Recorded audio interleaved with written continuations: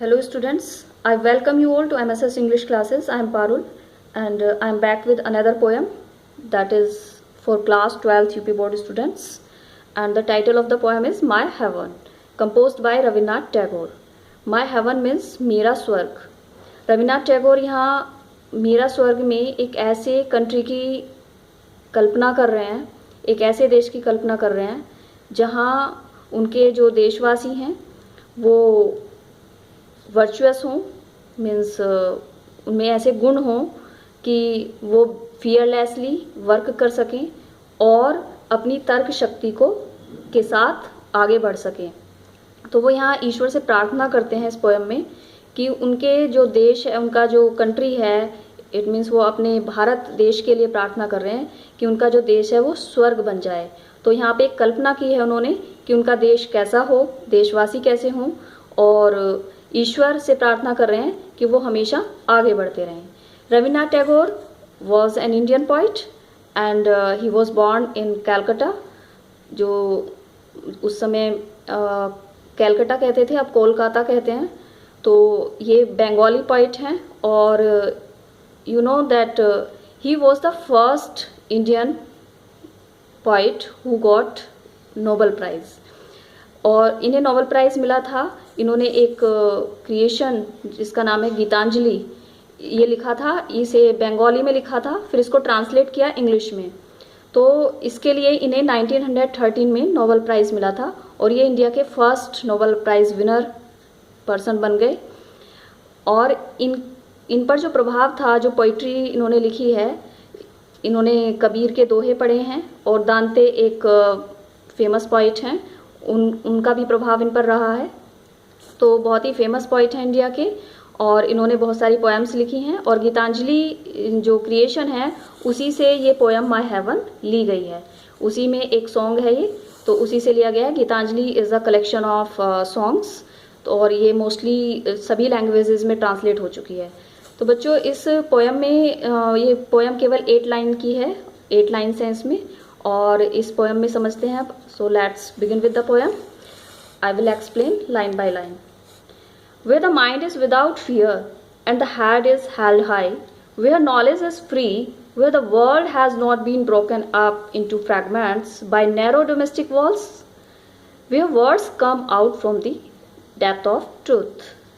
यहाँ तक ये स्टैंजा आता है बच्चों. Where the mind is without fear. Rabindranath Tagore यहाँ पे कल्पना कर रहे हैं कि उनके देश में जो सिटीजन्स हैं वो कैसे हों. वो ईश्वर से प्रार्थना कर रहे हैं कि मेरे देश में ऐसे सिटीजन्स हों, ऐसे नागरिक हों जहाँ माइंड की है ईश्वर, जहाँ मेरे देशवासियों का जो मस्तिष्क है वो विदाउट फियर हो, बिना भय के वो वर्क कर सकें, बिना भय वाला हो. इट मीन्स वो किसी भी क्षेत्र में जाएं, चाहे वो पॉलिटिकल क्षेत्र में जाएं, चाहे वो सोशल फील्ड में जाएं, चाहे वो किसी भी फील्ड में जाएं, लेकिन उनके दिमाग में किसी तरह का भय ना हो, वो स्वतंत्र होकर कार्य करें. And the head is held high, और उनका सिर ऊंचा रहे. हेल्ड हाई, ऊंचा रहे, इट मीन्स वो कोई ऐसा कार्य ना करें जिससे उन्हें सर झुकाना पड़े. वो सेल्फ रेस्पेक्ट वाले हों, डिग्निटी को रखने वाले हों, और वे एक ऐसी फीलिंग रखते हों जो उन्हें हमेशा गर्व फील कराए, अच्छा फील कराए, और उनका सिर कभी झुके ना.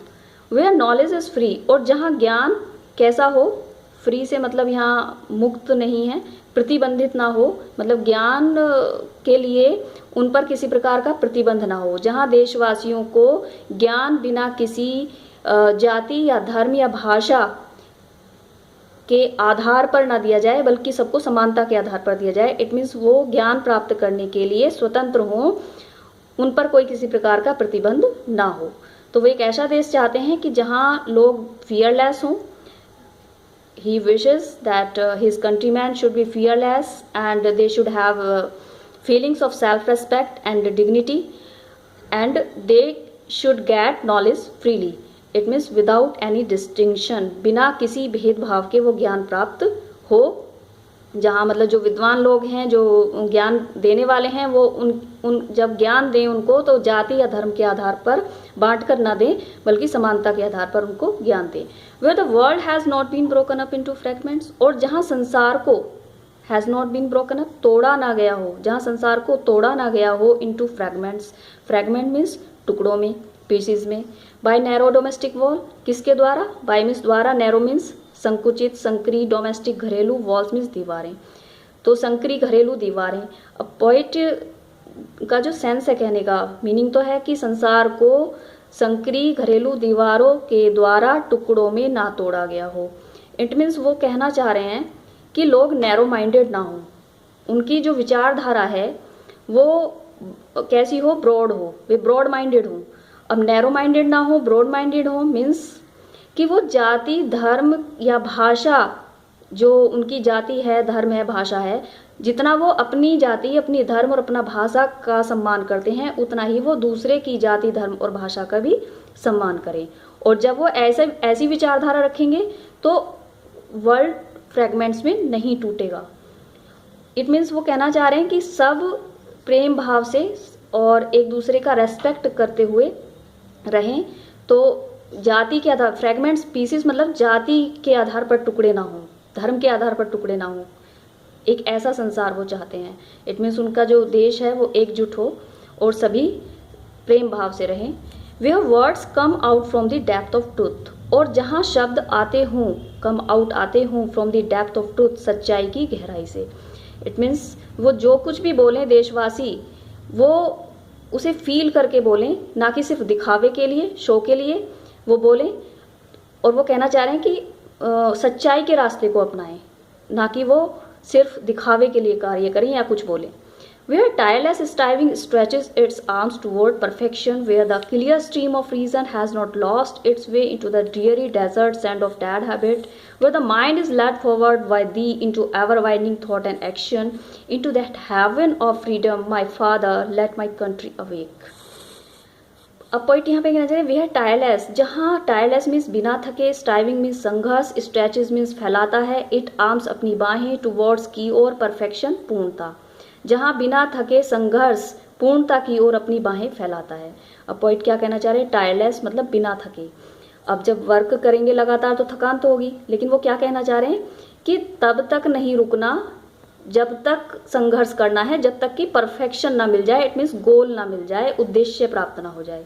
जैसा कि स्वामी विवेकानंद ने भी कहा है, stop not until you get और यू अचीव सक्सेस, जब तक आपको सफलता ना मिल जाए तब तक रुको मत, लगातार संघर्ष करते रहो।